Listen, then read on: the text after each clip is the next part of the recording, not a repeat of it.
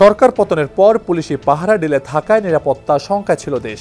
আবার পরিস্থিতির সুযোগ নিয়ে টাকা ছড়িয়ে দেশে নতুন করে অস্থিরতা তৈরির ছিল নানা গুঞ্জন। এরকম অবস্থায় টাকা উত্তোলনের একটি সীমা নির্ধারণ করে আসছিল কেন্দ্রীয় ব্যাংক। তবে আজ থেকে আর কোনো সীমা থাকছে না। নিজের অ্যাকাউন্টে টাকা থাকা সাপেক্ষে একজন ব্যক্তি যে কোনো পরিমাণের নগদ অর্থ উত্তোলন করতে পারবেন। অবশ্য রাজনৈতিকভাবে প্রভাবশালী ব্যক্তি যে কোনো পরিমাণের টাকা উঠালে তা জানানোর নির্দেশনা বহাল থাকবে।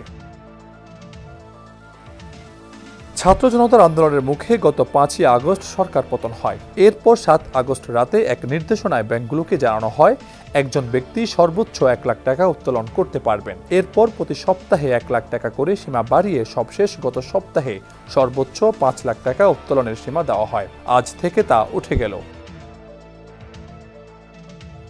বাংলাদেশ ব্যাংকের একজন কর্মকর্তা বলেন, হঠাৎ সরকার পতনের পর রাস্তায় পুলিশি পাহারা ছিল না। ওই সময়ে কেউ বড় অঙ্কের টাকা তুলে নিয়ে যাওয়ার সময় নিরাপত্তা বিঘ্ন ঘটার শঙ্কা ছিল। আবার টাকা তুলে নাশকতা তৈরির চেষ্টার শঙ্কাও ছিল। মূলত এসব কারণে সীমা দেওয়া হয়েছিল। তিনি বলেন, এরই মধ্যে সাবেক মন্ত্রী, এমপি সহ প্রভাবশালীদের অনেকেরই অ্যাকাউন্ট ফ্রিজ করা হয়েছে। আবার পুলিশি নিরাপত্তা শুরু হয়েছে, যে কারণে এখন সীমা তুলে দেওয়া হলো।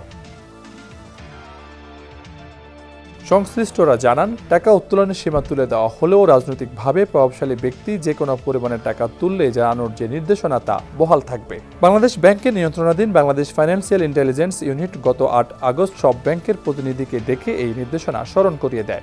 রাজনৈতিকভাবে প্রভাবশালী বলতে রাজনৈতিক নেতা, ব্যাংকের চেয়ারম্যান, পরিচিত ব্যবসায়ী, সচিব, পুলিশের ঊর্ধ্বতন কর্মকর্তা সহ সমাজের প্রভাবশালী শ্রেণীকে বোঝানো হয়।